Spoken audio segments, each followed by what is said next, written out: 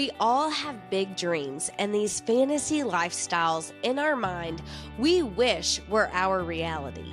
Meanwhile, we watch others seemingly make it happen. I'm Rachel Denson, a farm girl turned mortgage guru, moonlighting as your self-help cheerleader. Together, we'll pull back the curtain with intentional conversations and discover how you get there. Hey, and welcome to How You Get There. You're back for week 2. And can I just say, I'm so thankful and glad that you've made time to be with us. This week, I'm talking to one of my best friends, Maci, and she's coming along for the ride as we go through our 2024 list, talk about manifest, resolutions, ambitions, all the things. Maci and I formed a friendship while she was in college, and I was her advisor in our sorority, Alpha Gamma Delta. Before we jump in to the 2024 list, I want to take a little detour into just that, Maci is a living, breathing example of what sharing and vulnerability has done good for my life, because one of the main things about how you get there is that I talk to people like this in real life. Yes. As you know. And so I wanted to make a space where we cut through the crap and we actually talk about what's on our mind, what's on our heart, what we want, and actually do something about it. When I look back through my early 20s, most of the friendships that I had were forged with like short-term interests. And, when you're in when you're a child, let's even back up beyond college, when you're in elementary school, when you're in high school, when you're in college, like when I think back, most of my friends were either my mom's friends, kids, then people that I went to gymnastics with, and then my cheerleading friends.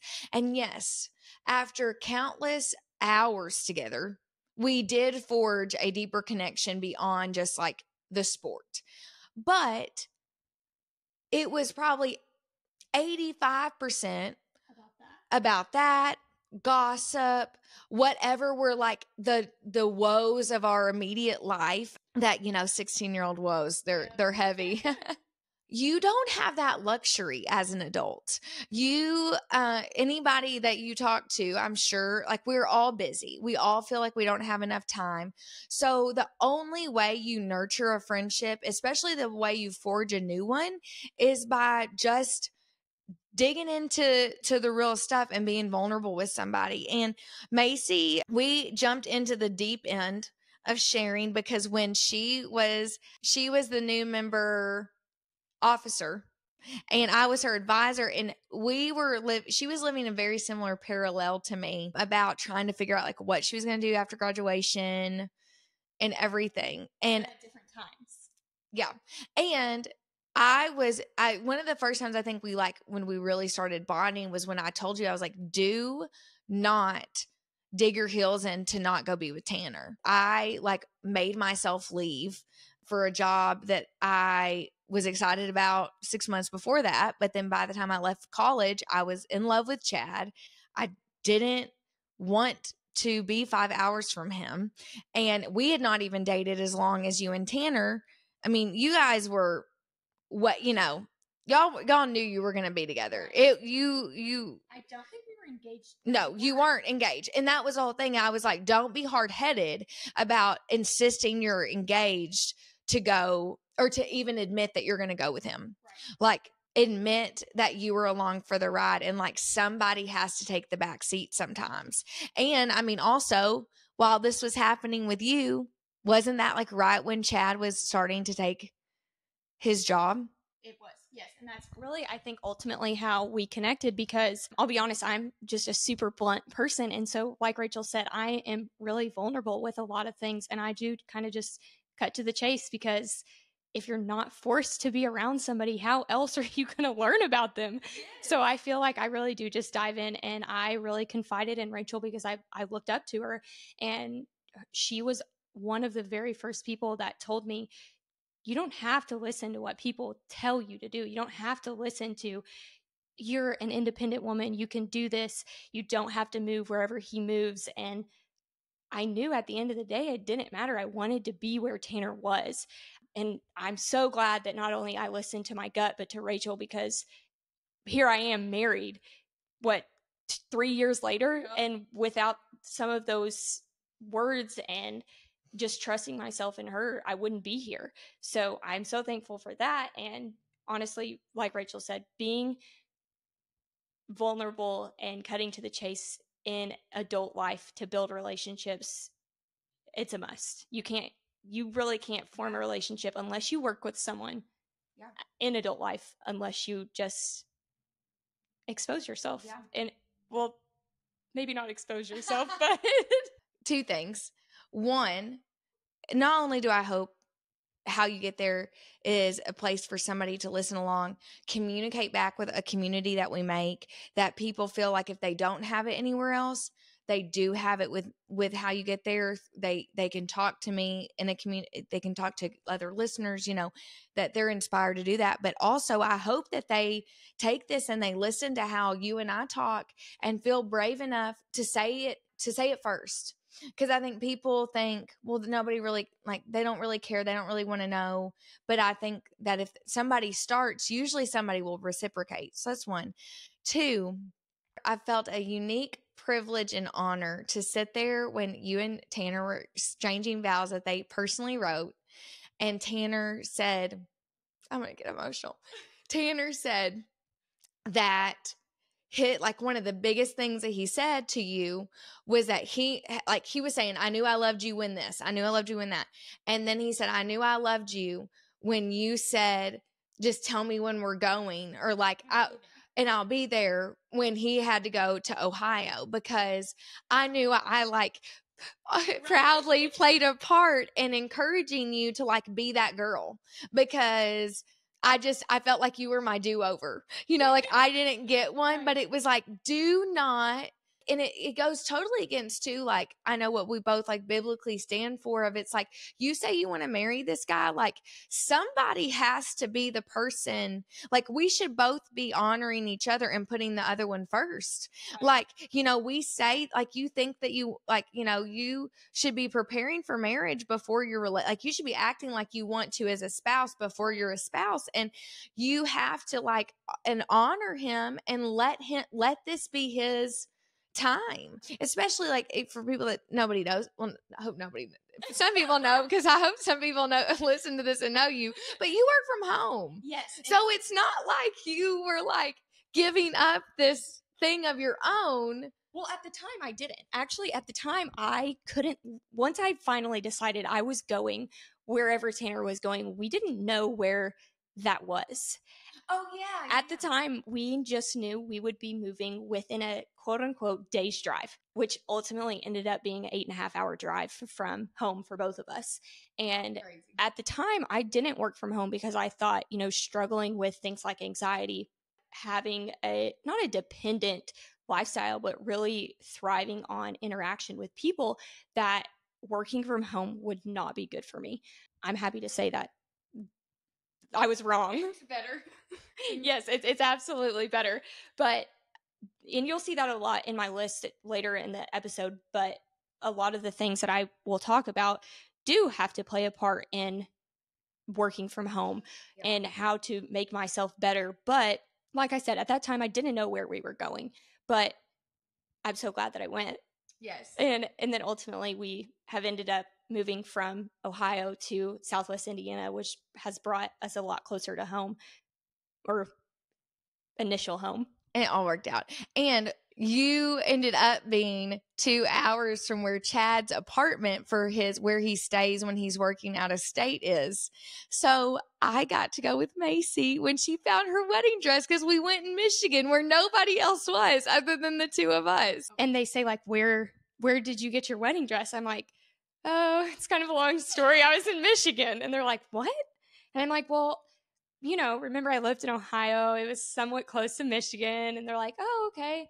And this was kind of something planned kind of off the cuff. And I did not really expect to get my dress that day. So Rachel was the only person with me. But I'm so glad it worked out that way, because, ultimately I did get to show like my mom and my sister and those things before my wedding day, but it was just so special and like one of those things that you look back on and really cherish. I'm so glad we got that memory together. Okay, and then Maci is here because we are talking. So the next segment I've titled is How You Get There's Word of the Year is Pivot. Because last week, so while you're listening to this, if you're listening to this close to when it is live, January 1, I had 2 episodes drop, and the one of them was a resolutions reflection episode with just me. And when I recorded that, it was November 30th, and I was sitting down. It was like a Saturday night, and I knew I wanted to do that, and I was going to write out my 24 for 24 list live. Not and just kind of document the whole process. Well, then part of my process is reflecting back on my other list and kind of, getting my mind right and like looking at what I had scribbled away, to think back on. Well, 55 minutes went by and I was like, darn, I got a whole episode. So I thought, okay, I'm going to do a part 2. So I tried to do a part 2 the way that I thought, and it didn't feel right. And I also just I was in the mindset to start thinking about 24 for 24, but I wasn't as in as I guess I necessarily even thought I was when I first started recording. And it's just crazy to think we're sitting here almost 30 days later, and how much has changed with how you get there in so many layers of how you get there, like in the production of it, my thought for my manifest for where it's going, how it's all connected in other parts of my life. Like so much has changed, and it's hit me that how you get there is like nurturing a small little baby, that it's waking up in a new world every single day, and like the milestones are plentiful and not far apart. Like there's so much growth happening, there's so much changing, and it's just like the second that I get the hang of something else is probably going to need my attention. I'm going to decide to pivot on that. And so like we're sitting here, and it's a perfect example of that. I thought 30 days ago that was the best way to do that. And then it hit me, what I asked you 4 or 5 days ago. It hit me. I'm like, oh, Maci, I need to do this with Maci. She will like be totally on board. I thought I was going to have to convince her. She was like more honored and excited than I ever could have anticipated. I'm just so glad you're here. So before we get more into our words of the year, because that's what we're going to talk about, we're just going to like go high level real quick and talk about just resolutions. Yay or nay? There's a lot of thoughts. Maci, tell me, like before you did this, where were you at on resolutions? So personally, I don't think resolutions work for me. I am a questioner, and I really don't thrive on accountability. I do something because I want to do it, and I, for some reason, feel like this New Year's resolution idea has always kind of been a dead end street for me. I start out thinking I'm going to be so strong and I'm going to do this, and then I get to the end of the road or the cul-de-sac, and that is where it ends, because I didn't have this drive to want to do it. I only created this New Year's resolution at the beginning of each year because I thought I wanted to do it. And truly, there was no fire under me to do it. And I'll add in there. So Maci is talking about the Four Tendencies as a framework by Gretchen Rubin, who I've already talked about on the podcast a lot. If you want to look at the Four Tendencies, you need to go to GretchenRubin.com, I think /Four Tendencies, and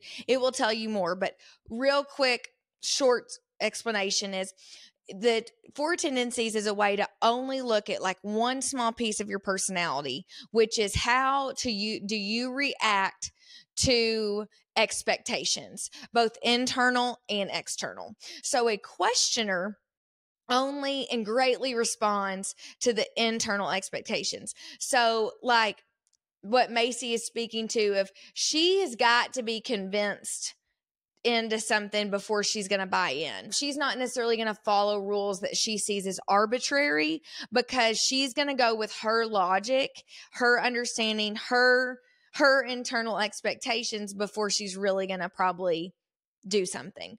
I am an upholder, shock not shocked. I think the slogan is like, rules are my freedom or something like that. Yeah. I'm botching it, but you get my point. I respond readily to internal and external accountability. So like, I am good about, if somebody tells me a rule, or if they expect me to get something in by this date, I won't question it at all. Sometimes almost to a fault, when I should maybe use some of my own sense before I just do it. So yeah, so when Maci was trying to tell me, she was like, I've never really done a resolution. I'm like, do you think they're arbitrary? She was like, yes, that's exactly what I think. So ultimately, like Rachel said, I just don't really have a reason to keep doing a New Year's resolution if I know every year it's not something I'm going to follow through with. But what's your take on a New Year's resolution? Well, for our listeners who've listened to my last episode where I strolled down memory lane, I've been doing this for a long time. So I'm a big resolution person, but I guess I will say this list is going to sound different than years past, because I really tried to focus on putting things that were more one-time task, not like 24 resolutions. Like, I really tried to be intentional about, I've got a couple things that, shocker, I went overboard, that are on the back of my sheet that are more of what I would call my resolutions for the year versus this list. And so I think that and this is why I love the list, because I totally agree. Resolutions do not work for a lot of people, especially if you make these grand resolutions with no plan. But I also am excited. I love the list, and I've already given my spiel, like I said, so I'm not going to repeat too much. But one thing that I was thinking about earlier is that neither of us need external accountability. You don't do better with exercising when you have a workout buddy, because your logic is what makes you decide you want to exercise, not like, oh, I feel bad Rachel wants to go to the gym today. Like, that doesn't do it for you, and it doesn't really do it for me either. Like, I just am going to really ultimately do something because I want to do it. Or like, when I do hard things, sometimes I have a hard time relating, because somebody's like, oh, how did you, like, whenever I did the Whole30, how did you do the Whole30?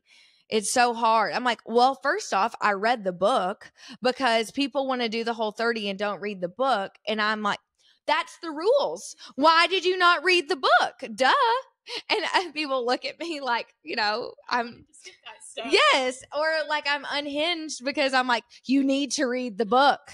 That is a hill I will die on nonetheless. But so I wrote down, not accountability, but camaraderie, because I've never made a list and really shared it with a friend, definitely not shared it with a bunch of people, and really tried to keep it like on the forefront of my mind, because I would put it, like, I would tape it by my desk. And I don't know about you, but have you ever heard of nose blind?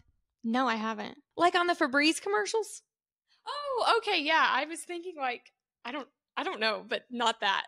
Okay. Yeah. So nose blind, just in case to recap, like if your house smells like dog and you smell it every day, like you don't smell the dirty dog.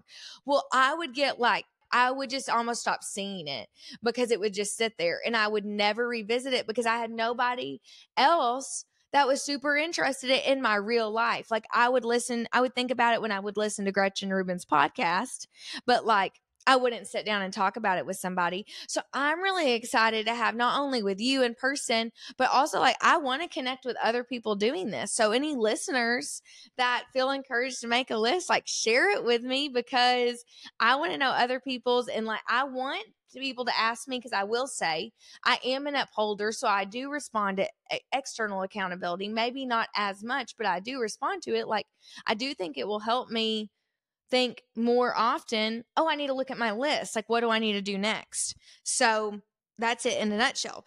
But let's start with our words of the year. I want you to go. Tell me about your word of the year, where you got it, all the things. Okay, so I think you'll understand my word a little bit more once we get into some of the things on my list.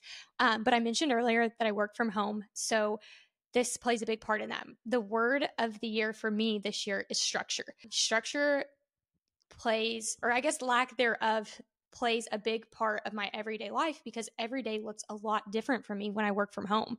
And structure is something that I personally thrive by keeping up with. That's a lot of what is on my list this year. I love this because so Joel, my producer, when we were deciding, Maci and I are going to alternate going back and forth on our list, and we were deciding which way should we do it. Joel was like, you need to alternate because then your audience will probably your audience is going to see themselves more in one person than the other. So like they will continue to hear from the person that they feel like they connect themselves more with. And I'm like, listen to this. I'm like, Joel, I'm so sorry because I'm pretty sure like we are so similar that not much there. But I really still hope that somebody can take just a grain of it and apply it to their life. So I'm not discounting that, right. But I just, because I hear you say that and I just am like, yes, I have said almost those exact words, but no, I get you on that. Well, and on that note, my word of the year is Rachel. I love it. So I came up with it because there are so many things that I need to just realize, like, I've got to trust me on. Like, I've got to trust Rachel.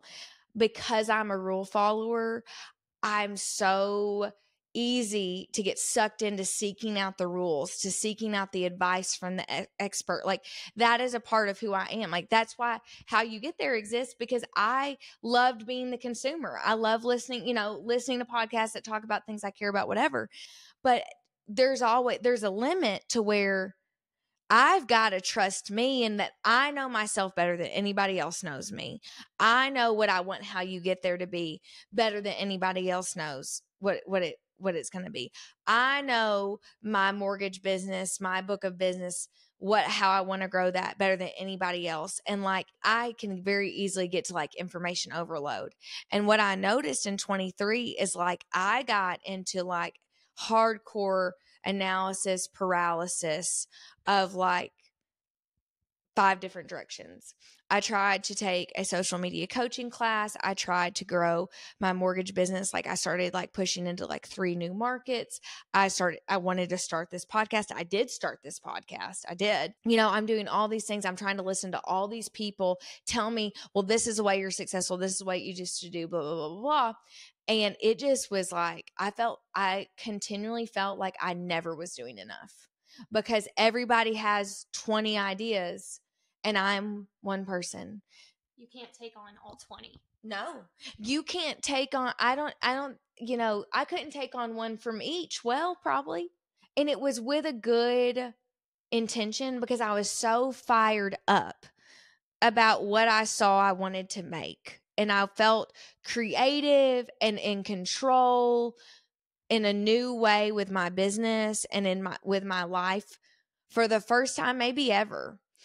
And I just don't even think I knew what to do with that energy. So I thought, okay, I got to learn before I do anything. And it's like, no, sometimes you just have to jump in, and you just have to do. Right. Yeah. I just have to trust Rachel. And that goes into also like, I got to take care of Rachel. And like, so instead of trying to say, because structure is a huge thing for me. Like, I know that like routine is my freedom. I think that's the saying. And that speaks to me so big. Like, I could go on and on just about that. But also I know that like I serve myself well by like, doing what's important to me, which I've already gone on about. People know what's important to me. So I'm not even going to like redo those, but cause they'll reflect in my list. And so I just thought, as a way to execute the confidence that I feel about listening to myself, taking care of myself, believing in myself, I'm just going to say my word of the year is Rachel, and I'm going to break all the rules and be wild. I love that. But I think that's one of the things that really kind of speaks to what we talk about a lot is how can we be better for us and what would make me better today. So honestly, I think that word is perfect for this year. What's number one on your list? Okay, so first I want to preface by saying that my list is in no certain order. So starting off, the first thing I have on there is to have at least one sober month in 2024.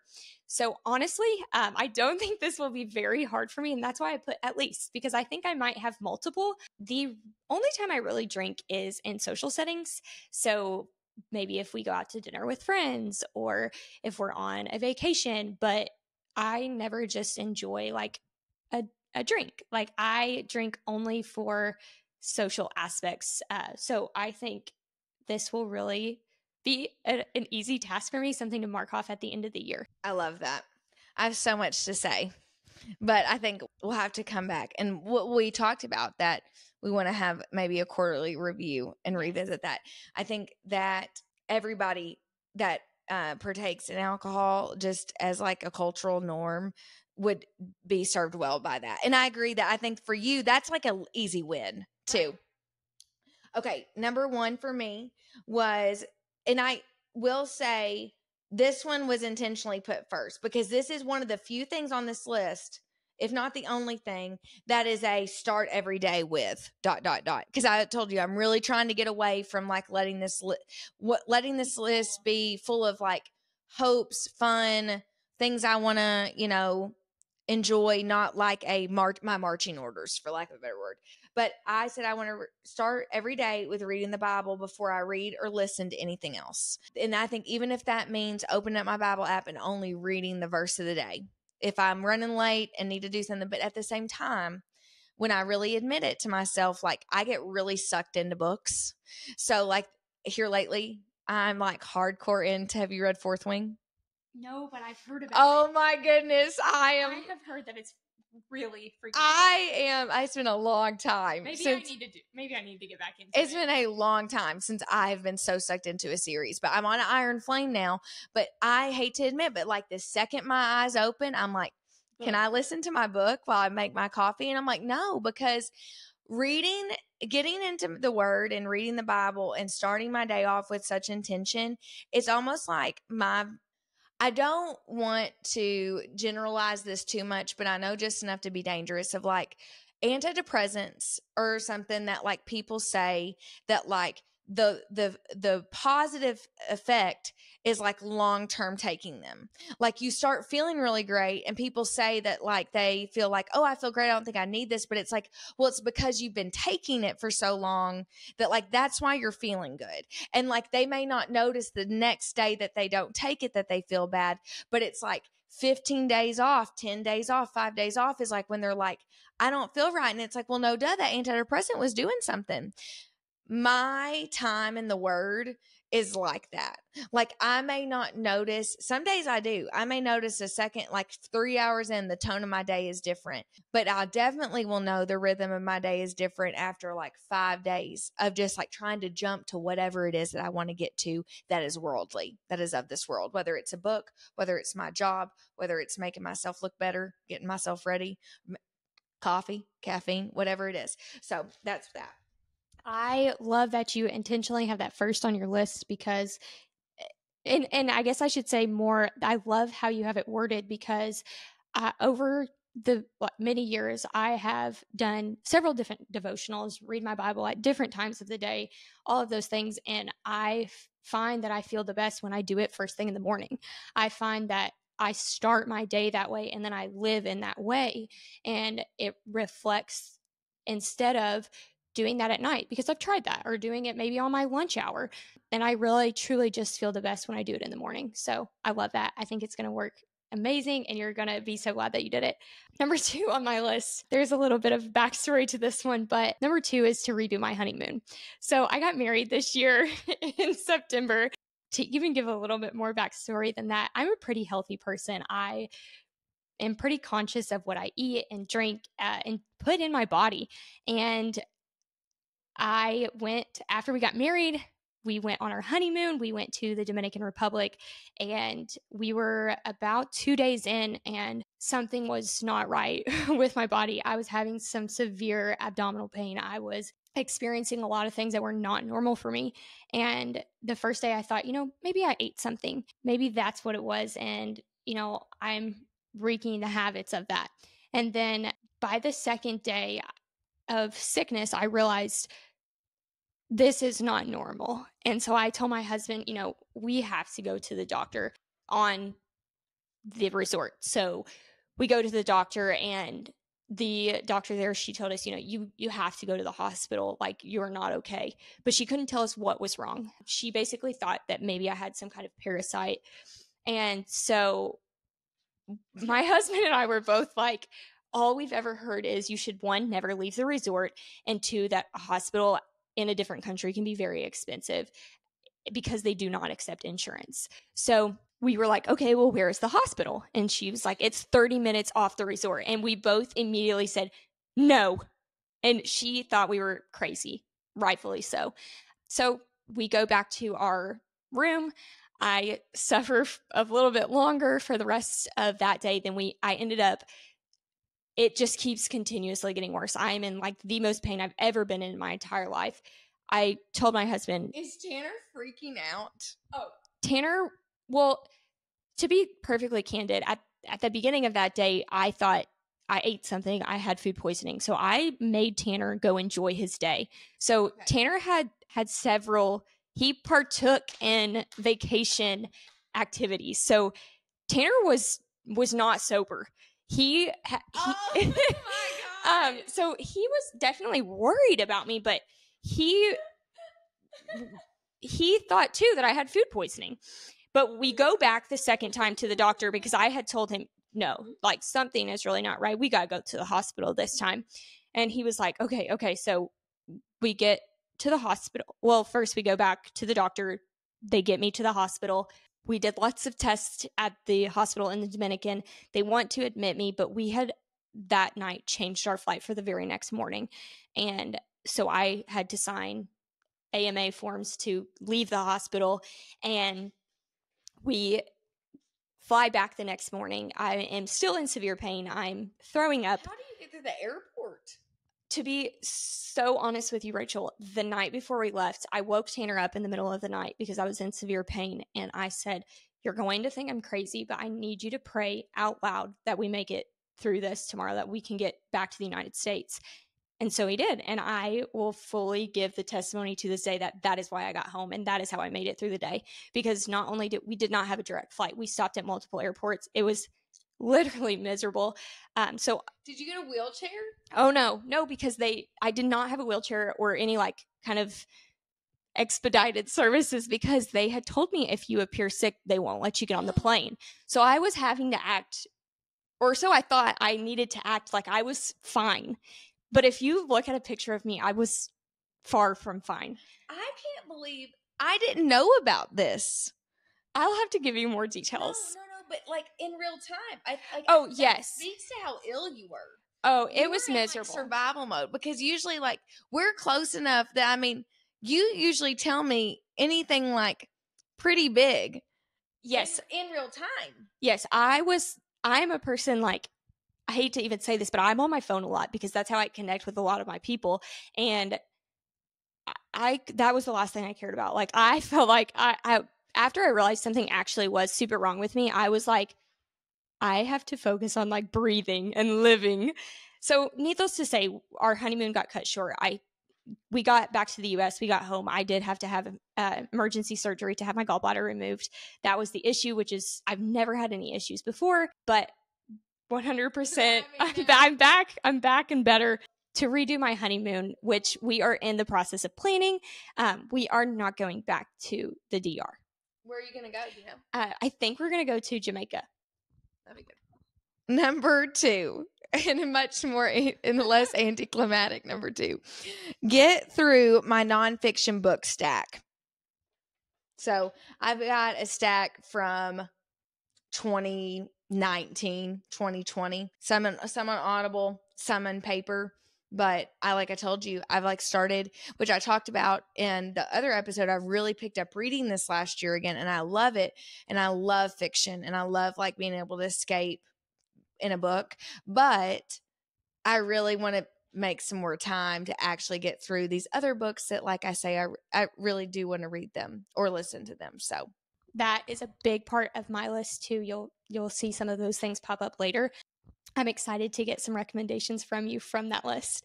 But my number 3 is to journal every weekday. So a lot of the journaling that I tend to do, I like to write down what my prayers are. I feel that it's really motivating for me to look back on and to see if I'm growing in those ways, or if the people that I'm praying for are seeing fruition come, and those things just make me feel really good. So to write them down also, I feel like gives myself an accountability to keep continuing to do that every day.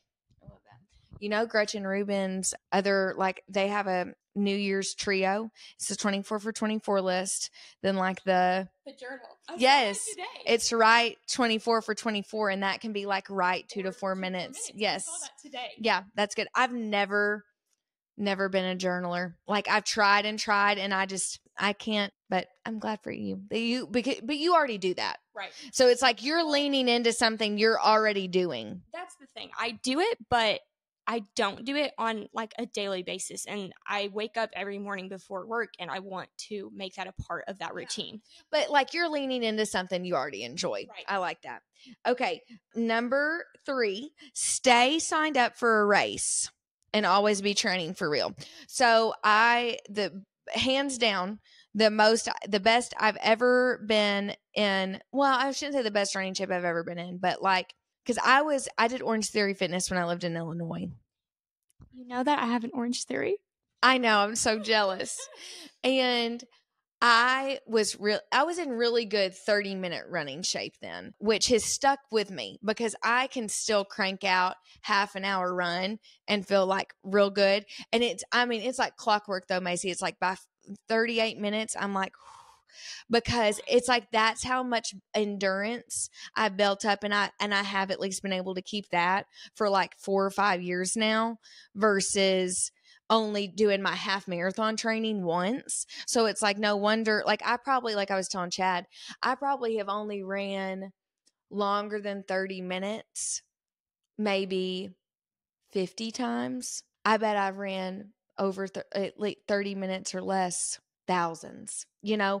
It still sounds like a lot, but in comparison, it's like, well, no wonder, Rachel. But because of that, I'm always more intentional when and I love, like, being signed up for a race does something for me, whether it's a half or a 5K or whatever. Like, and I love racing. Like, I like the people there. It's funny when you go to a race and you're like, these are the people that wake up and do 5Ks in the morning. But like, people are happy though. Like nobody's usually there grouching. It's actually so funny that you say that, because honestly, you've inspired me to like pique my interest of running. Not that I am going to do that. I can't commit myself to that yet, but I have an interest. And this year, I actually said to my sister, we should sign up for a 5K turkey trot. And she had a baby. She just had a baby. And she looked at me like I was literally insane. And I was like, okay, I guess I didn't think this through. But needless to say, like, I think you're right. Being signed up for something helps a person like an upholder or a questioner, because it's not a personal or someone giving you an accountability. It's like something you gave yourself. So I think it really does put you in a position where you want to do that, because it's going to make you do better. Well, and I will say though, you also are definitely leaning towards upholder, because some people like sign up for a race and don't care at all and like can walk away. But that's like the rule follower in me. I'm like, no, if I sign up for a race, I'm going to be there. Now, I'm not saying I necessarily am going to train like I always should, but by golly, I will be there. But racing and running has opened my eyes to, like, when you love a hobby, if you can be around more people that do that hobby, you're in this micro community and you're like, oh my goodness, I didn't know this existed. I feel this way about running because when you go to races, you see the same people in your regional area, because they're the same people that are like traveling like within an hour to an hour and a half max for a 5K because they don't care that it's 45 minutes away. Like they want to run a 5K on Saturday morning. They don't just want to go out and run. They want to go to the 5K. So like I see the same people every year at the turkey trot. I'm like, oh, this is my time of the year. I see them at the turkey trot. Hello. But then when I rode bicycles one time, that's not my jam, but I rode bicycles. I went, and the one time I did a 20-mile race. Gosh. Okay, that seems like a lot, but it is different when you're on a bike, I think. But you're so right. And that makes me even want to do it more because it creates a community and it gets you in front of people where you could create a relationship. It doesn't feel so big. It doesn't, because that's when I went with these bicycle people. I was like, there is a whole world of bicyclers out here that I had no idea. And I'm like, no wonder they ride around in packs and people get angry at them. Also, another detour, like after you get on a bicycle and you're on a main roadway, you understand why those people want you to share the road. Now, I'm not saying there's this one guy that always rode his bicycle on the road to Southwest Elementary during school traffic. So I know exactly who you're talking about. We're not going to say, but yes, because like, so I'm not saying like use your common sense, but I all the time, like, I get it. They like are riding around together and having fun. And like, before I thought Gear Up in Murray, like how do they even stay in business? And then you go to this bicycle thing and you're like, oh my goodness, there are all these people that need bicycles, and you do bicycles like you do your car. Like you have maintenance, and like also if you like to bicycle, like you're going to have a nice bicycle compared to like the Huffy at Walmart, you know? And so we got on a total tangent. But I will have to share a bicycle story with you later. As you can see, Rach and I get carried away, but to reel it back in, my number 4 is to read 24 books this year. So at kind of Rachel's, on a similar thing here, we both do really enjoy to read. I really enjoy reading books and escaping. Like she said, it gives you just something to enjoy, and it's sort of a hobby that I really want to dive back into because I haven't read in a while. I love it. Getting started is the hardest part. Right. Number 4 for me, podcast every working week. So I have gotten some batched podcasts built up to where I don't have to record every week to stay on track. But I just think that 1, I enjoy it. And then 2, hopefully as the audience grows and we understand what more people are interested in, we can kind of start to curate and, selective, like feel like we've got some selective choice about creatively how we're going to structure things. And I don't want to, and it's just like, honestly, like I've learned with my mortgage videos of if I don't have a habit of doing it every week, it's going to be 4 weeks and I'll realize I haven't done it at all. So for me, it's just easier to build it in. But I did say working weeks because I absolutely am going to make sure I give myself free pass on vacation. As you should. My number 5 is to spend more time outside. And I picked this one because this is almost embarrassing to say, but I will I will get to the end of a day, I'll be getting ready for bed, and I'll realize I didn't even go outside today because I work from home. So, and you don't have a pet? No, I don't have a pet. That's a whole nother story. We're getting there. I'm going to manifest. We are getting, that should be on my list. Tanner. But I really get to the end of some days and I'm like, holy moly, I haven't even gone outside today. How embarrassing. You're not alone. That's all I was going to say is like, don't be embarrassed because you're the one brave enough to admit it. Because I have a dog and I'm like, oh my goodness, the only time I've gone outside today is to let the dog out. And I don't even necessarily work from home every day. But that's another thing that's like one of those low grades that I don't maybe notice 2 days of no intentional outside time, but 7 days, like even my mom, she's like, you are and I know I'm a grouch. I mean, that's so true. And that's the reason I put it on my list is because the sunlight literally does something for you. It makes you happier. It makes you healthier. That will be done this year. There's no exception to that one. Well, and just remember, there's no bad weather. There's only bad clothes. Amen. So you just bundle up and get yourself outside. Okay. So number 5, make a pot on one of those wheels. I love this. Because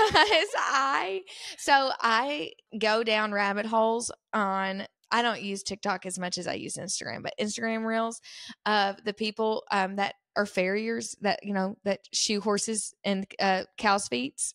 We're on the same feed. Okay, so I get sucked into those. I don't want to do that though. So, but I do get sucked into, like, it is the most soothing thing watching people make those pots.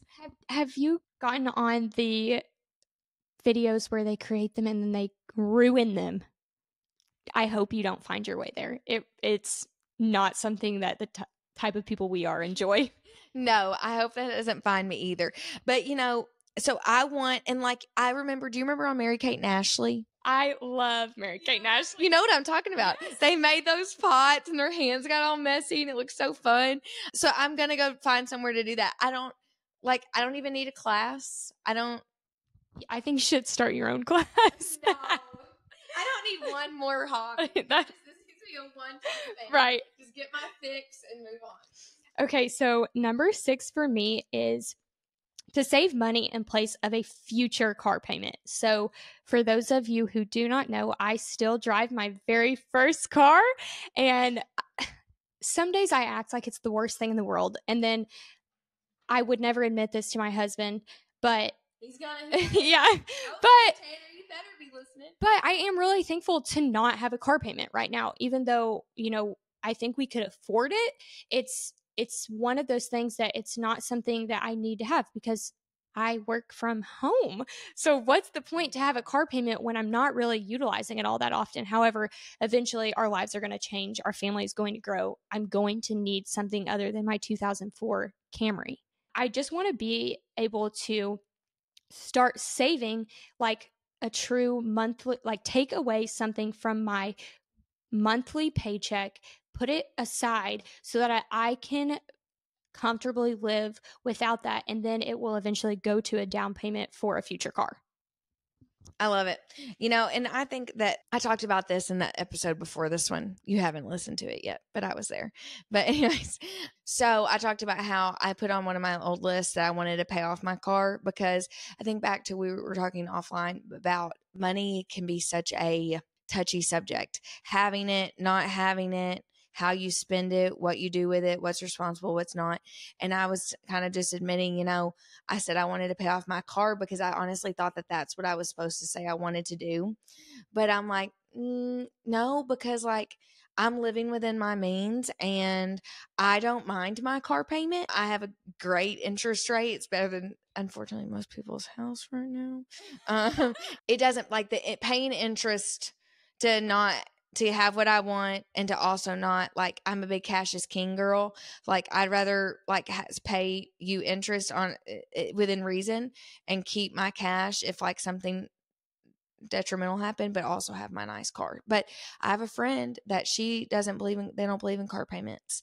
And she said that it was and like, I liked this thought though, because she technically, like, even if you didn't mind to have a car payment, when you have a good chunk of money saved and you look at a vehicle and you're like, I would not give you all of this for that. Like, that's your gut that car's not worth it. That's all I was, so just, I guess, an antidote to your.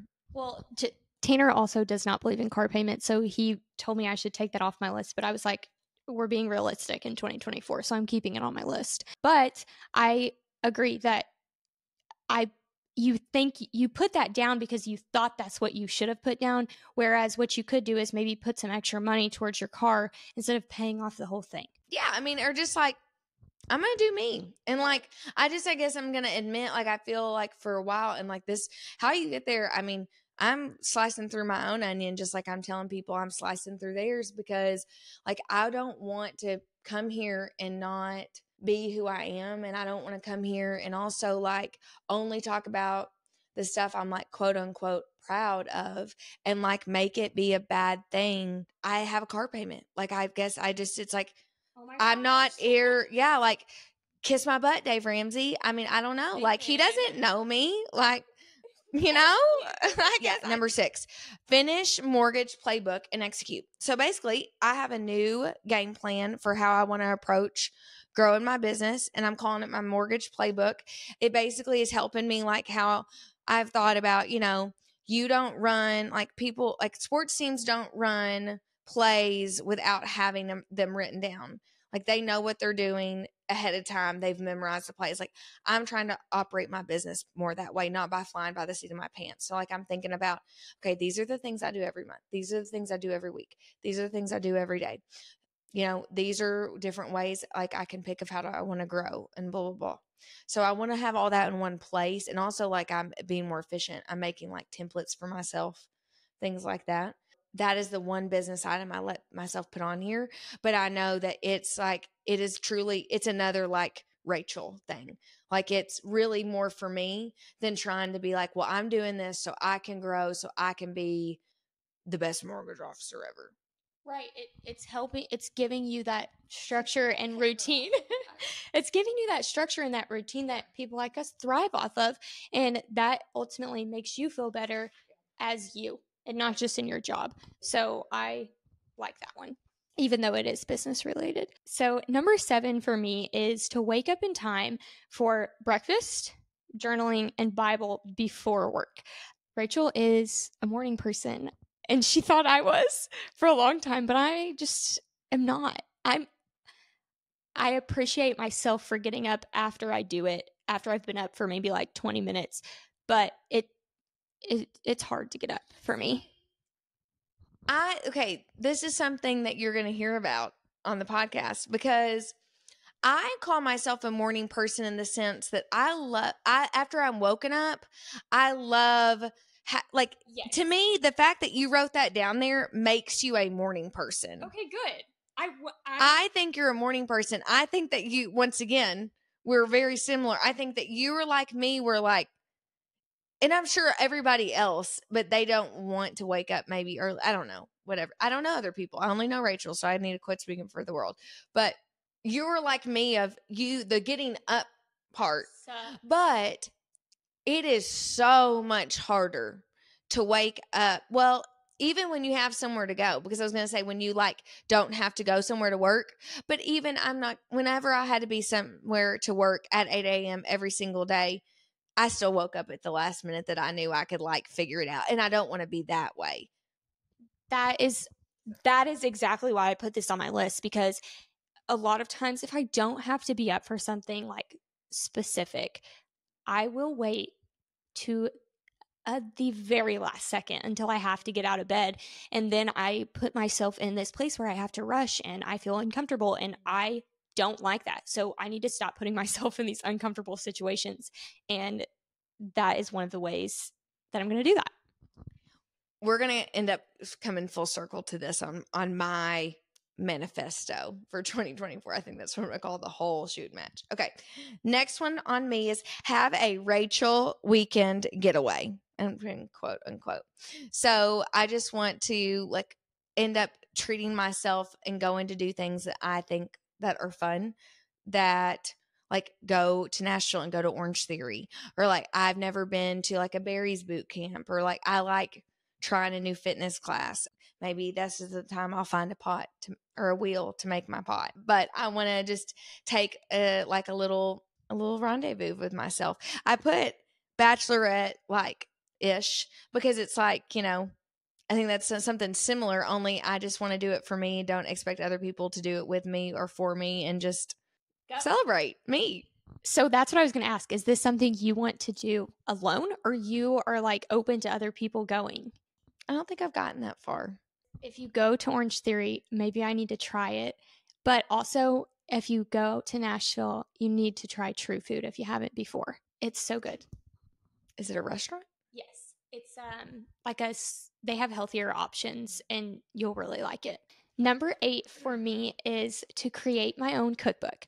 So I am really excited about this one, because cooking is something that I love to do, not only for, like, myself, but love to cook and host people. So I find myself trying different recipes, trying all these things. But my problem is that I try these recipes and I change them, and then I don't write them down, and then I forgot how I made them. So I have started keeping track of them, but like in my phone or like on a random piece of paper that's in my junk drawer in my house. I want to have a place where I can collectively go and remake something because it was so good the last time I made it, and not have it be different every single time because I can't remember how exactly I changed things. Have you ever used a little recipe box? Well, so that's kind of like my idea. I want to either do something like that or put it all in like a binded book. I was thinking about also like a binder with those like those little sleeves that like from the 90s that you slid stuff in. No, I'm not talking about laminating. No, Okay. it's like that, but It's like, sleeve. yeah. So actually, I'm going to ruin my own surprise probably because I don't know if I'm going to see my book club friends before this. Well, I guess I'll know if they listen to my podcast or if they don't. But it's okay. I'm not going to be mad for the record. I am making us a book club binder where every month is going to have one of those things so we can put like just normal printer paper in it because we're going to do stickers and you get to put your sticker on like January if you read January's book. Okay. And so that way we can slide it in and slide it out. So like if you read January and March, you can still put your sticker on there. Isn't that cute? And then we can just keep reusing the same binder even if we wanted to. And like have all of January's sheets or even keep like just put the new sheet in front of it. That's a good idea. And it's like, I'm not crafty at all, but that is like the craftiest I get. Organizational crafts. I'm so lame. Okay. This one is a little bit different. It's a redo from mini list. Okay. And it's something I learned while I was doing my reflecting because this list, there is nothing on this list that is an outcome. They're all behaviors or actions. Right. So this instead, what it did used to say, get a deer with my bow, which I didn't spell that out for people, but I guess anybody, city folk, I want to kill a deer with my bow and arrow. It's a compound bow, so it's not like a old school Robin Hood bow. It's like has more mechanics on it, but it still is the skill of archery. Right, like you look through a scope. Like I'm also not super strong yet, so I'm working on being strong. But because of that, like probably at the most I'll get is like 30 to 40 yards distance from a deer. And that's really close to get to an animal for them to not notice you struggling while you're pulling back the bow. Yeah. And the hope is that it's like, it just is. I didn't realize how much of a craft that all is until you get into it. And that's why I really enjoy it with doing. And it's such a great thing for me to do with Chad. And it is like so cool to see him be excited for me too. I think I really love that goal or that thing to do on your list, because if I had that on my list, my dad would literally go nuts. He would love that. And as much as I wish I could do that, like you said, it takes a lot of strength and I just can't get there. I have tried to practice and do those things. As far as we've gotten is a crossbow. Well, and I'm really excited to, like I put practice because that's part of the fun too, is like being able to be with him and do that together and enjoy him. Like he's a great teacher. He really is very patient with me.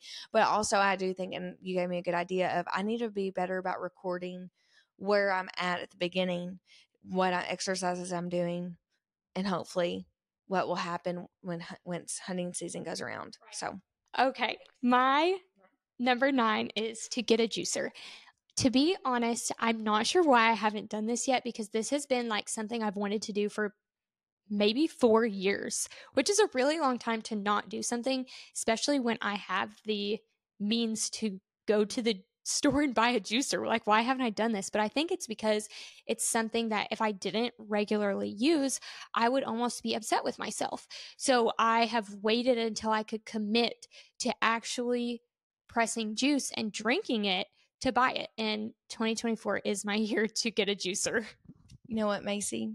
2023 is going to be your year to get a juicer, because I have. Shut up! I have a juicer for you. I'm so excited. It's a hand-me-down juicer. I don't care. Because I, at one point too, thought I am going to be a juicer, and I have let that go. I'm so excited. I was gonna bring it. I am so pull it out, but then I didn't have literally. Time. I cannot wait. And this is why. This is not why, but this is one of the many reasons why I love Rachel Ross Denson. There it is. So I'll tell you, we'll go down memory lane really quick. So I was living in Illinois and I was very lonely by myself. I was like really struggling making friends. No joke about work, because I was in ag, like predominantly male field and agriculture. And the one friend I had made at work, her name was Maggie. Shout out to Maggie. We still talk, but she had a young daughter and lived like 40 minutes away in a little small town outside of Bloomington. So it wasn't like I was like had that built-in bestie that I made work friends. I know you made a built-in bestie when at an internship, and that's so fun when that happens. But I just was really bored a lot of time, and like you can only go to Orange Theory so much. So it's truly like the only thing I did, Macy. I got buzzed one night and I was sitting on my porch. So the irony that I'm like buzzed watching a video about how beet juice helps your heart rate and it will help you run faster. So what do?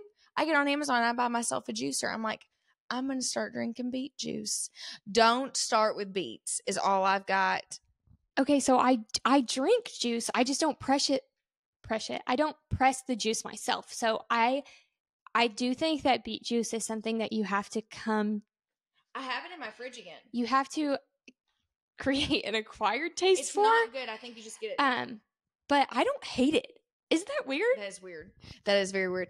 I've not broken up with beet juice. I've broken up with making my own beet juice. My beet juice is in my fridge and it is ready for me on January 1, because that is a whole nother thing that like, that is one that I just need to pass until like the new year.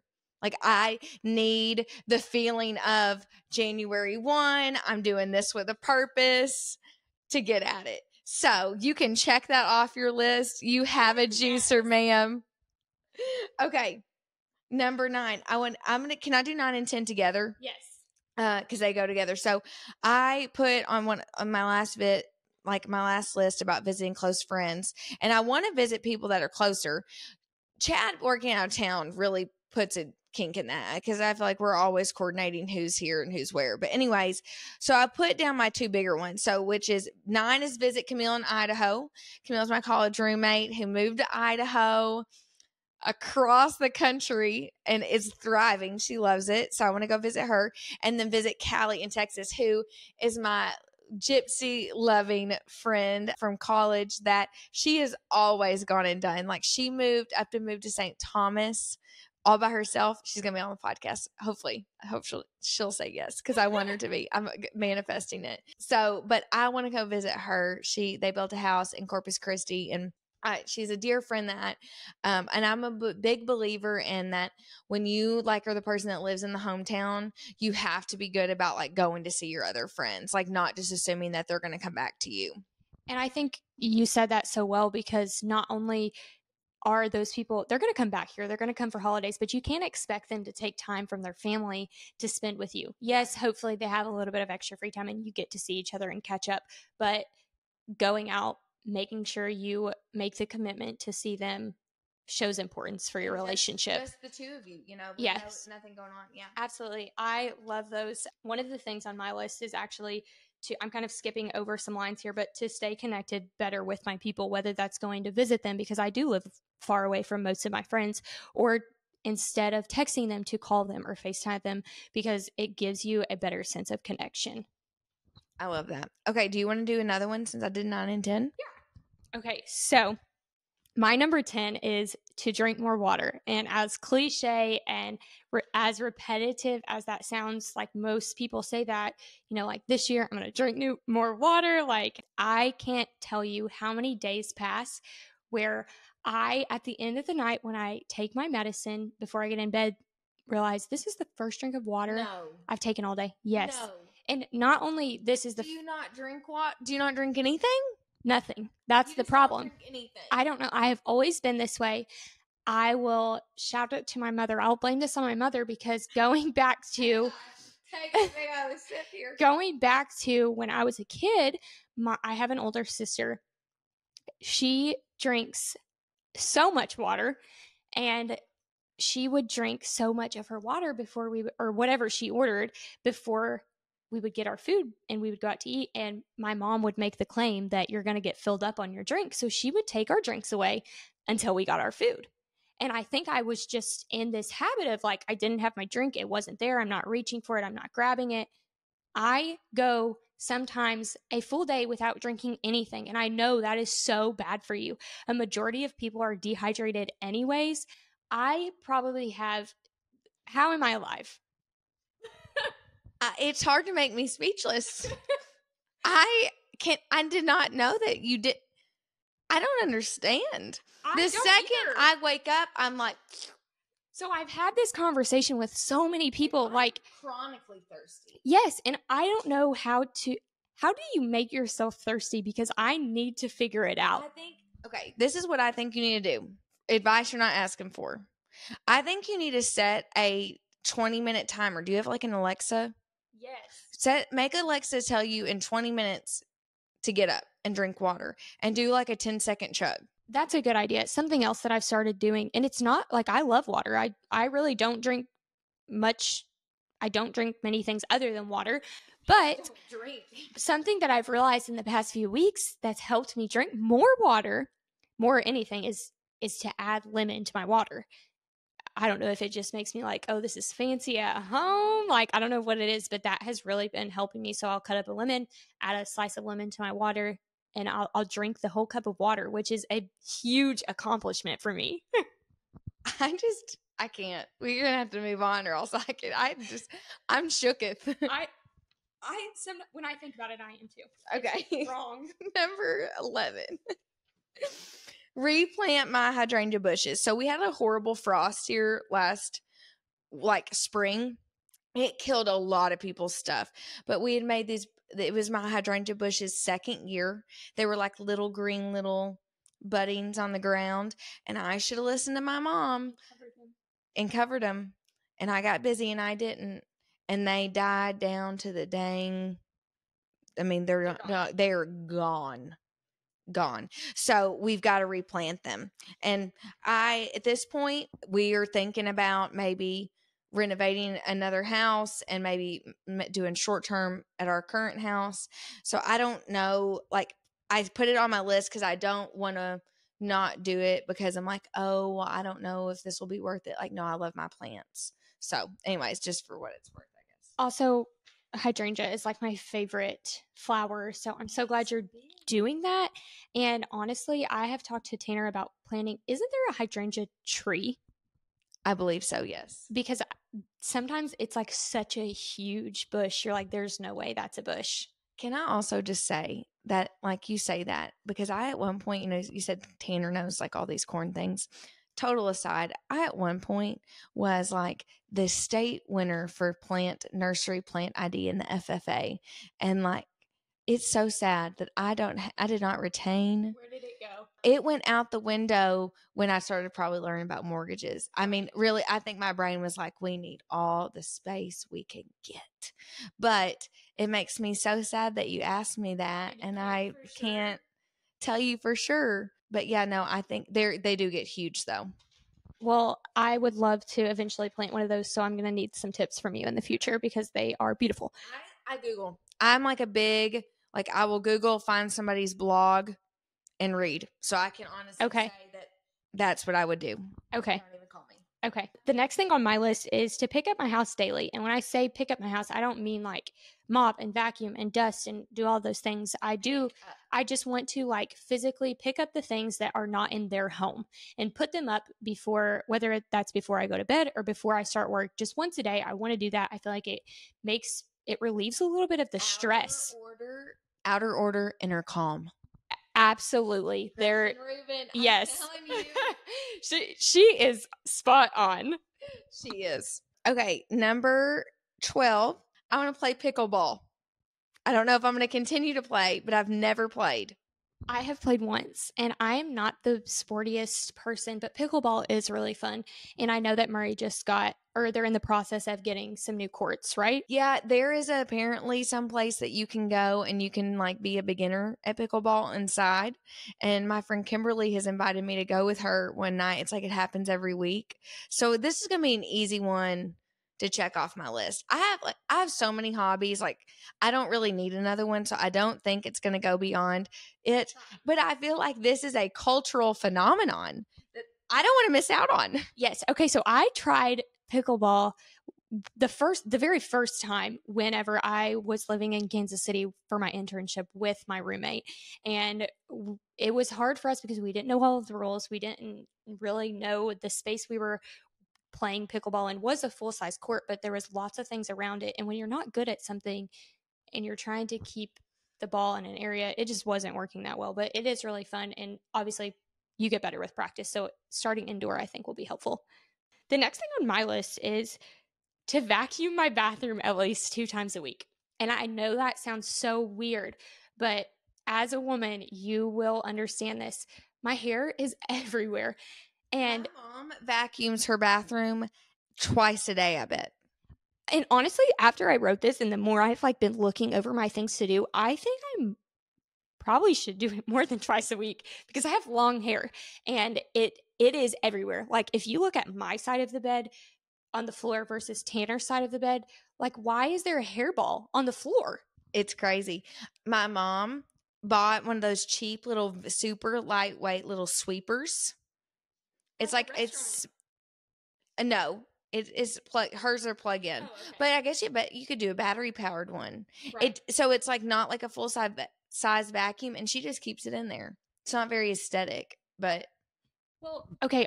Actually, that's a really that just struck my brain for a good idea because I have a cordless vacuum that I actually keep in my laundry room.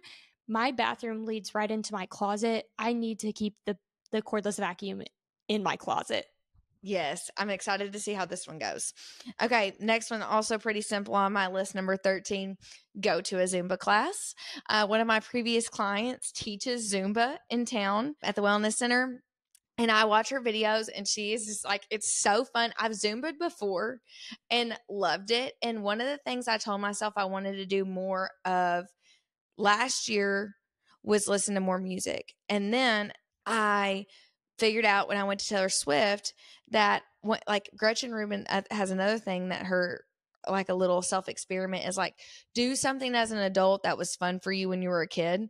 And when I first heard that, I'm I don't know what I would do now that I did when I was 10. And then it hit me at Taylor Swift when I was thriving. I was oh my gosh, I danced to Britney Spears in my bedroom to my VHS tape.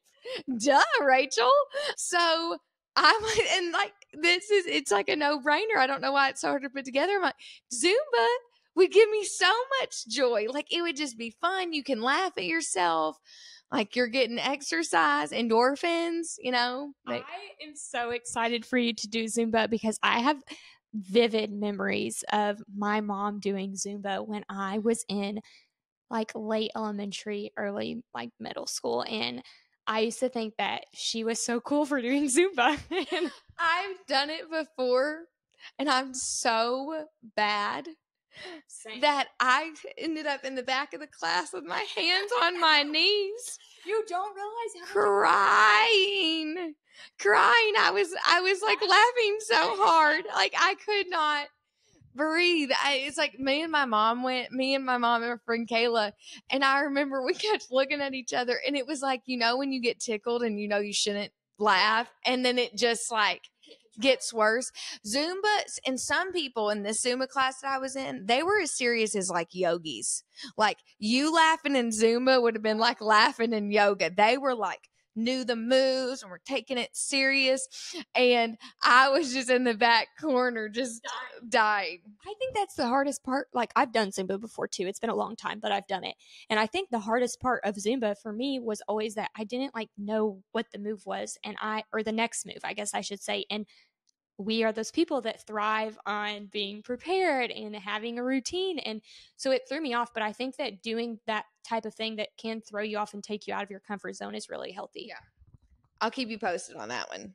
The next thing on my list is to have my cortisol levels checked this year. And I feel like as it pertains to my health, I should probably not be putting this on a list that should be done for the whole year. I should just do this as it's a concern. But cortisol levels play a big factor in stress and anxiety and how well you sleep, and so many things go into it. And I have a lot of trouble sleeping. I feel stress in unnecessary ways, and I think that maybe I have high cortisol and that could be the stem or the root of some of my issues. So I really want to look into that further. I love that. I saw that on your list and thought that was a really good one, and it kind of goes with one of mine. But my next one is I want to do 30 days of a cold shower experiment. So I have done, and I'm not going to go into it right now. And if you're listening, you can Google it and find stuff. But there is so much information now about, on the same note, how cold showers, cold plunges can help reset your central nervous system, help your cortisol levels, like lower anxiety, help you sleep better. Like the information, it's resoundingly true that it is a positive impact on your body. And I've done them. I haven't tried. I have done them, but I've not stuck with a cold shower every morning, probably even longer than maybe like a week and a half. And I would love to do it for 30 days and then evaluate from there. Cause like now I wear my Whoop, which another whole nerdy thing, but I'm really being more intentional. I want to be more intentional with utilizing my Whoop this year and like really logging what I'm doing, what I'm not doing, seeing, because the same thing about, I just want to nurture myself when it comes to my sleep and my health and like optimally performing. So I don't want to say like I would stick with the cold showers, but it's just like a whole 30. Like I can commit to something for 30 days and then go from there. I love that. And you're so right. There's so much science behind cold plunge, cold shower, all of those things. I've also tried it before, but I haven't stuck with it because when you're doing it, it's miserable. But I think that's what's going to get you past that miserable thing, is sticking with it. I also think it would be less miserable to plunge than to do it in the shower. I was having this thought literally this week, and I almost asked Tanner, can we get something to cold plunge in? Well, I think if I do a cold plunge for 30 days and I see like I have constant green recovery on Whoop and I'm sleeping better, I'm waking up easier, like all the things I'm wanting, I will feel totally justified in buying a little cold plunge barrel. Because that's the worst part, is having to make yourself get in the shower and then turn it over. Yes. And it's like, you're not cold everywhere, or like air is hitting you. So like you're cold from the water and cold from the air. And I think I would do a lot better just having to be like, whoop, and then it's over. And then you're like officially cold. So anyways, I probably should find a place to cold plunge, because I have still to this day never straight cold plunged. I want to, surely there's like a gym or somewhere that offers something like that. We need to look into it. On my Rachel weekend. Yes. Okay. Next thing on my list is to start taking a good multivitamin. And by good multivitamin, I mean something that is not from like your average Walmart vitamin with a yellow cap. That tends to not be something that's very healthy for you. There's no data behind vitamins like that are actually improving your health. So I actually today did go ahead and order my multivitamin. I don't know how long it will take to come in.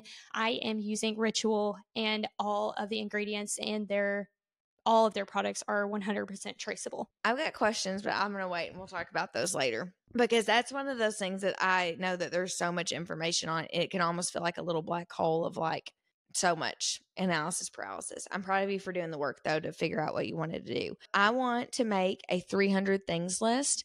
So I heard about this from Glenda Baker and Tyler Whitman. They have a podcast. It's called Glitter and Gay. Tyler Whitman heard about this from Steve Harvey. And it's like, make a list of 300 things that you want to do, to accomplish, that you just want. And once you get like past like 70, you really have to start getting specific, and you really have to start thinking big.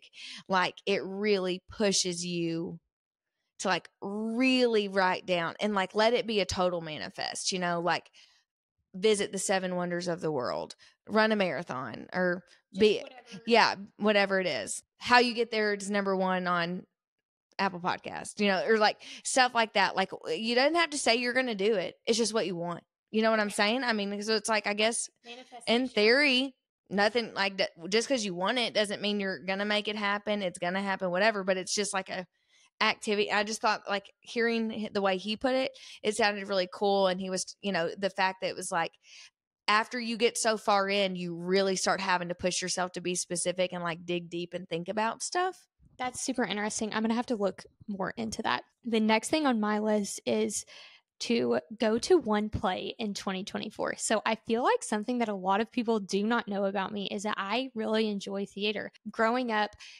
some of my favorite movies were watching musicals and plays with my grandparents and my siblings. So I remember the first ever play that I went to was with my grandma and my sister, and we went to see Wicked.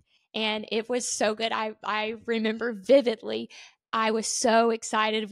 We had been like looking forward to this for so long, and we get there. I had to sit behind. I'm a petite person. I was a child then, so I was even smaller.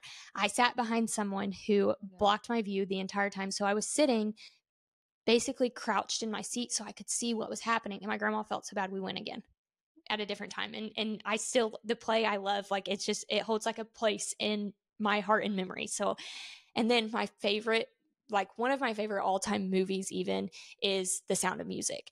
And I think it was for my 16th or 17th birthday, my mom and grandma took me to The Sound of Music at Fox Theater in St. Louis. And I love that memory because being able to see it in person just like flushed me with childhood memories, and I loved it. I love the things that you don't realize, like pull out core memories until they're happening. And I love that. I didn't know you loved. I did not know. I learned something new about you. I love that. My next one is choose new, reduce, reuse, recycle items. So I had that on my old list, and I on the episode said I didn't think I checked it off, but really when I was thinking about it, I did. I guess but once again, I probably didn't check it on my list what that I was looking back on because it wasn't specific enough. So that's why I said choose one, because like a couple years ago, I started only using a reusable coffee filter. So I don't use the paper coffee filters. I just ordered an 800 pack of coffee filters. I'm going to need you to fill me in. I will have to fill you in later. It's just this little like firm little basket that you just empty out every day and you rinse out and you put back in. Do you have grounds in your coffee? Yeah. Wait. Or like residue or like extra grounds that are falling into your cup that you're drinking from? No, I'm going to have to send you a Snapchat video of how this works. You're right. We'll table this, but yes. And then what else I keep my reusable grocery bags in my car, and like I hardly ever have to get plastic bags anymore from the store. And any of them I reuse at home to like smother produce or chicken, like raw meats, like chippings, like cuttings from meals. So like my trash can doesn't stink, so I can have a trash bag in longer, so I'm not using as many trash bags. I think I'm going to go big and I'm going to quit buying paper towels.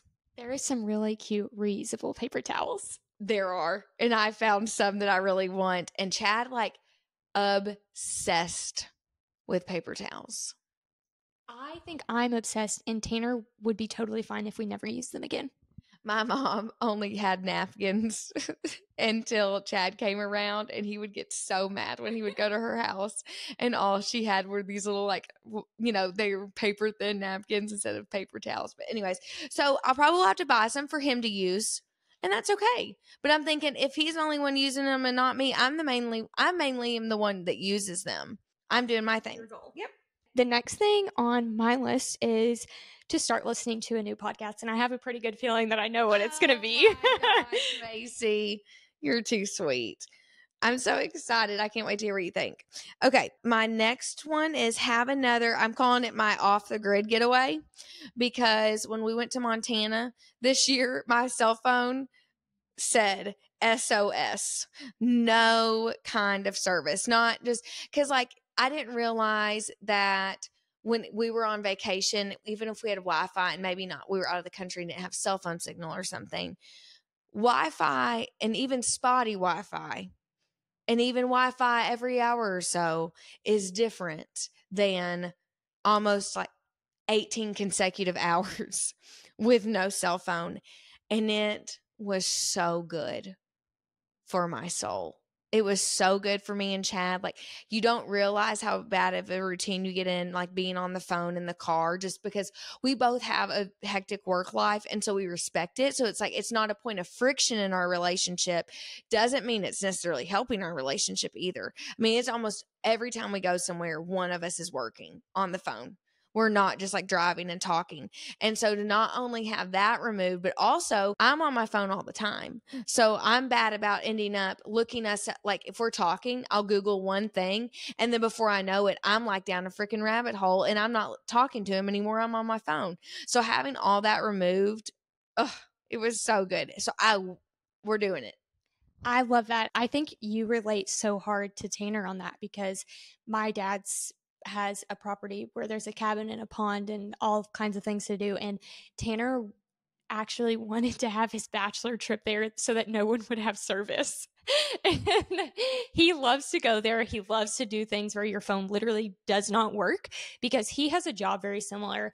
And the fact that he doesn't get a break. His phone rings sometimes at 10, 11 p.m. and he's picking it up. And I just give a kudos to you guys because I am so blessed to have a job where when 4 o'clock comes, the computer shuts. Yeah. Unless I have a deadline, of course, that I'm meeting or something like that. But there are times where I think I need to do that too, because outside of work, when I'm not on the phone, I'm on the phone scrolling.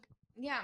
But like you said, I mean, and sometimes it's with good intentions of connecting with friends or whatever, but still, it just is, if you don't do it, you don't get it. You know, if it's one of those, if you know, you know. So the next thing on my list is to give one compliment a day. And I really, this could go in one of two directions. Okay. I could, compliment someone, a new person every day, or maybe the same person a few times. But what I think may end up happening is that Tanner, my husband, is going to get a lot of compliments because some days he's the only person I see. But that's totally okay because I think nurturing your relationship with your spouse is something that's super important. And if part of that is giving him a compliment that makes him feel good, I'm here for it. But when you genuinely get to give a total stranger a compliment, that makes my day. Seeing someone else smile because of something you did makes me feel good. And I'll also throw this one out there for you because I know you're like me. You have the people that you follow on Instagram that you like, that are popular and may not know you at all, but like you feel like you know them because you follow them and like listen to their stories. Coming from somebody who does that, it's even, I'm sure if you have a good following, it feels so good when you don't feel like you're talking to yourself and not talking to anyone.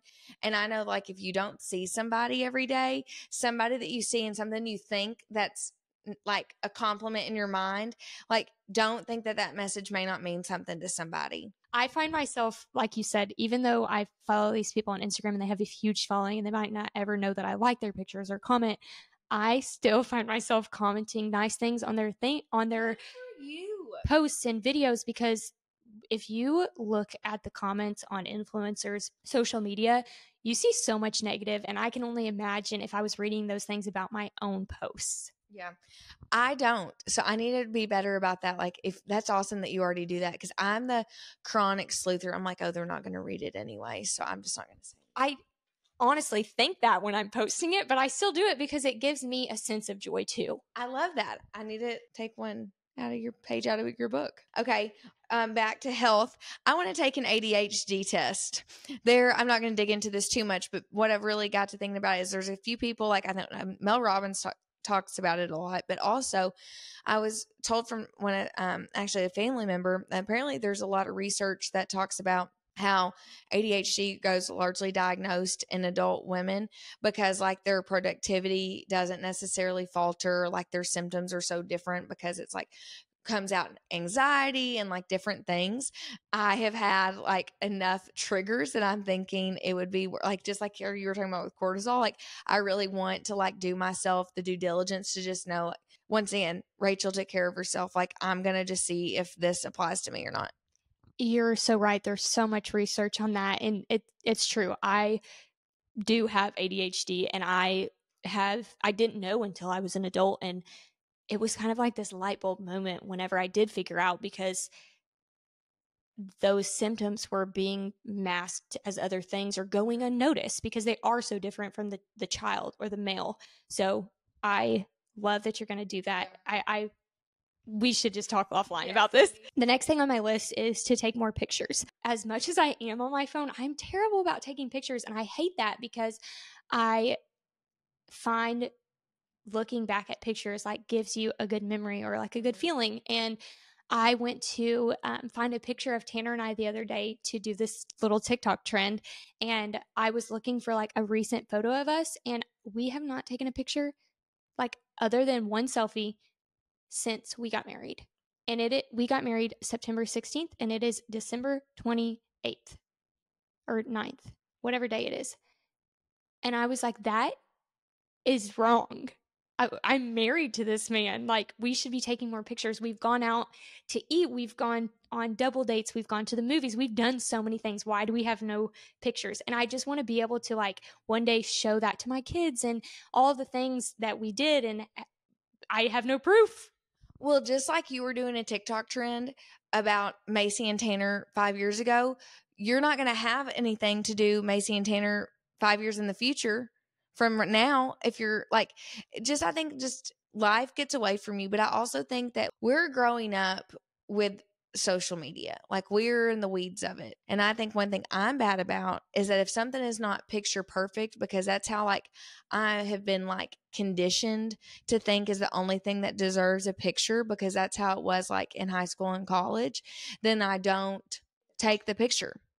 And so that's something a couple years ago, I was in the same boat about really having to like decondition myself to let go of that and just take the picture or try to take a minute. I'm still not as good at it as I want. I think a lot about it with my parents and like my family members, because it's the same thing of like, it may not give me it may give me an incy bit of joy today, but in 5 years, it'll give me so much more joy. And like you said, it may not just be giving me joy, maybe giving the future generation joy. Cause I know when I was little, and even as an adult, like I love looking through old pictures. Yes.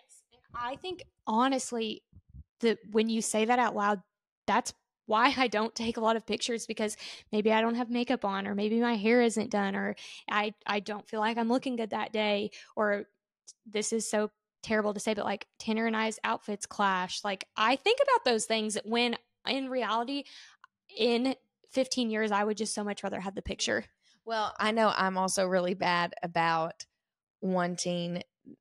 trying to, I like giving somebody my phone and being like, Rachel, you're going to accept the photo. I have been better about that. That they take, and not try to make everything perfect. Yeah. Okay. I'm being very practical towards the end here.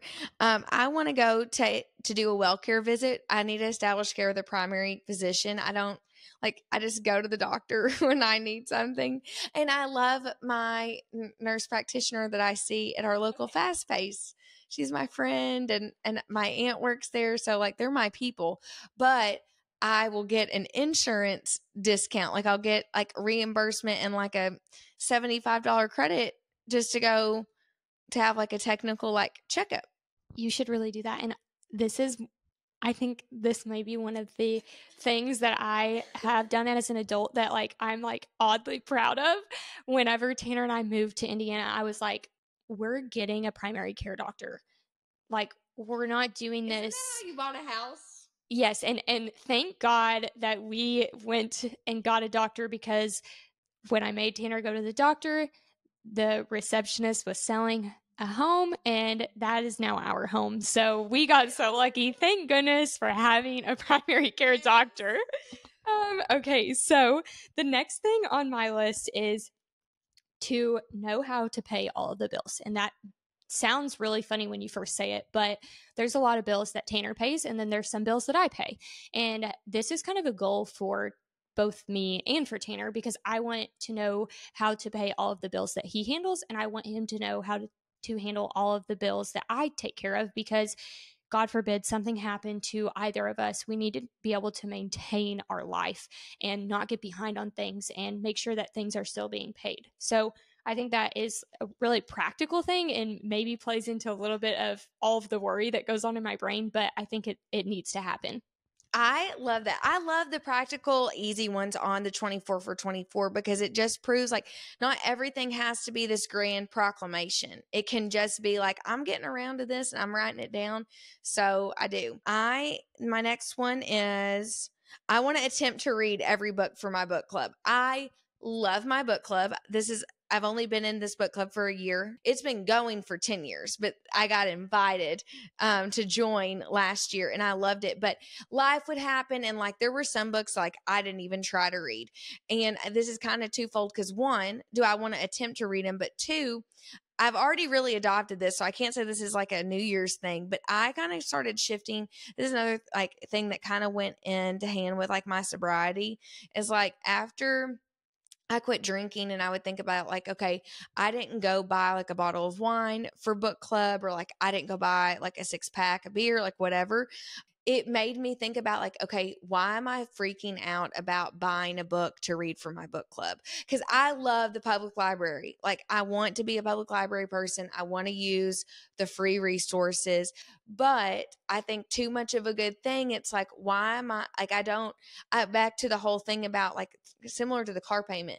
Like I got almost feeling guilty. Like I shouldn't be going buying books that I can get at the library. But if the library has like a 4-month wait, and I need to read it for my book club, and that's the only thing that's keeping me from reading it. Like I've spent $14 on worse than a book. Amen.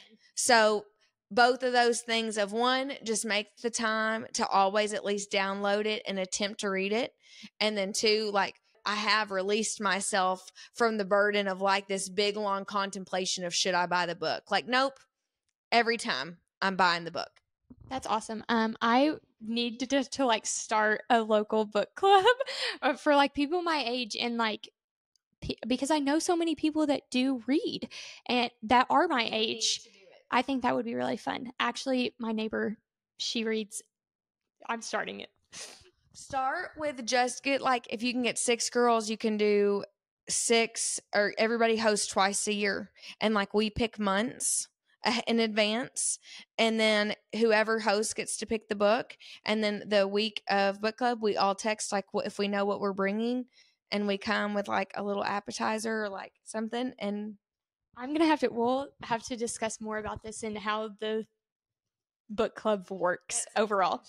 The next thing on my list is kind of funny. I feel like Rachel was here when this began for me. There is an app called Fetch, and you scan your. Sounded so serious. I was like, what is so emotional? So there is an app called Fetch, and you scan your receipts from any type of purchase, and you essentially get cash back or free money for doing this.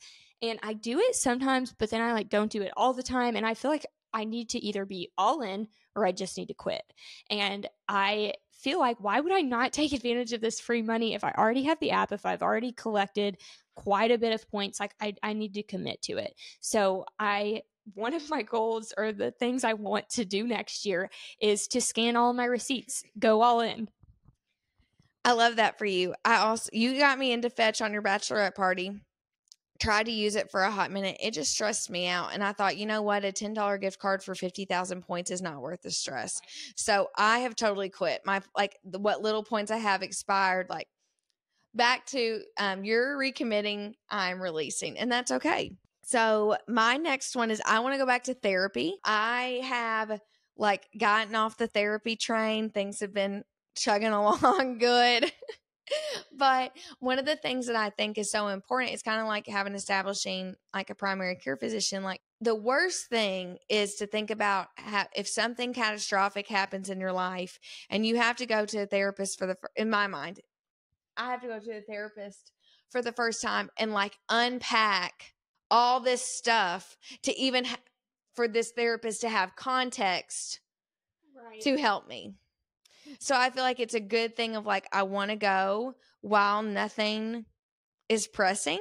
So I can like get to know the therapist. I can see if I like make sure I like the therapist, feel out the relationship, lay the groundwork to work on some things maybe I don't even know exist. Then like I have got that established care. So should I need more frequent visits, I already feel like I've like done some of the initial getting to know you phase, so I can just jump right in if I have a real problem. I love that. I think that talk therapy is so beneficial. And honestly, this is random, but my work is getting a new insurance provider this year. So I'm switching insurances. So that's actually something that I'm really looking into for this upcoming year as well. The next thing on my list is to read the book Atomic Habits. I don't know. It's on my list. Okay, so maybe we can catch up about that after we both read it. I have read lots of excerpts and heard many people talk about the book, and it really just seems like something that I would benefit from. So I don't need to put it off anymore. I need to buy the dang thing and read it. I have it on Audible. I'm going to listen to it. So, yeah. Okay, my next one is I want to have my earrings and necklace made for my family jewels. So, I've got 3 family diamonds that I have been gifted, and I have just been holding on to them instead of taking them to be turned into earrings and necklace I can actually wear and enjoy. I've gotten quotes on it, like it's reasonable to do it. My mom even like let that be a part of like my gift that I've not even like cashed in for like last Christmas. So I just need to go do it. I am such a sentimental person, so I love that. I can't wait for you to do that. I hope you send me pictures. And the next thing on my list is to get my savings account back to what it was pre-wedding, pre-home purchase. So this year has been a huge year for me. Not only did we get married, but we bought a house. So our savings account has done lots of up and downs, mostly downs this year. But I want to just see it back to a place where it feels like what an accomplishment. And I'm so proud of myself for having this and having that security. Yeah, absolutely. I love that. On the opposite note, I want to get a new credit card for better points. I can refer you. No, I've had the same 2 credit cards for forever, and I don't use them often. And like that, one of the badges of honor I proudly carry around is like I've never paid $1 in credit card interest. Neither have I. So I'm all about like, but I also think debt is something that's like a like addictive substance. Like some people can handle it, some people can't. So to each their own. But anyways, but I've heard about a couple cards that have really piqued my interest about like that you can get like TSA pre-check or like there's a couple that I've been hawing around about and like I just need to do it. Okay. The very last thing on my list is small, but also not small. It is to decorate my foyer. So we moved into our house in May, I believe, and I have pretty much decorated all of my house. And I feel like my foyer is just empty. Like, not that we necessarily utilize our front door all that much, but for when we do host guests and have people over, I want it to be like a welcoming and inviting, cute, decorated space instead of this white little room that just has a mirror hanging in it. Fair enough. And you're at home all the time. Yes. I think all the more reason to decorate and love the space you're in.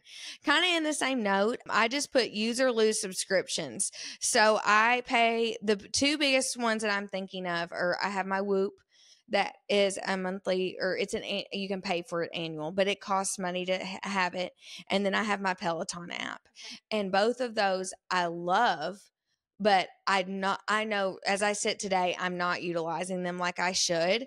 And so I really want to have a hard reality check this year of, and this, I think I worded that I'm glad with how I worded this of like, use it or lose it. Right. Like we're doing one or the other. It's not good or bad on either one. But if I'm not going to use them, I don't need to pay for them. So, well, that is it for our 24 for 24. I've loved talking through this with you. I have seriously enjoyed this more than I even thought I would, which I've been really excited for it. So I just can't thank you enough for asking me to do this with you. I can't wait to follow along in this new journey that you're creating and to see all of the things come to fruition for you. It is really cool and exciting to think about that. I know this is going to be a year that in 12 months, I'm going to look back and be able to talk about a lot that has happened because it's been long, if ever, that I've taken on something so important and shared it with the world and put it out there. just poured my heart and soul into something. So I'm so excited. Thank you, Maci. Thank you so much. Love you. Thank you for joining me this week. I hope this episode met you where you were at, and it's given you your own clarity on steps forward for how you get there. Wherever and whatever that is, it is important and your dreams matter. I would love to connect with you personally. You can email me at howyougеттhere@gmail.com, or you can find me at Rachel Ross Denson on Instagram, TikTok, YouTube, Threads, and X. Will you please take a few seconds to subscribe, rate, and review How You Get There wherever you listen to your podcast? Please know you are playing a part in making my dream come to life, and for that, I am so grateful. Don't forget, if where you want to go in the future involves a home loan, I would love to help you. Find me on Instagram at Rachel Denson _MLO to learn from my videos, or use the link in the bio to schedule a one-on-one consultation with me. Hope to see you back here next week, where we'll keep talking all about how you get there.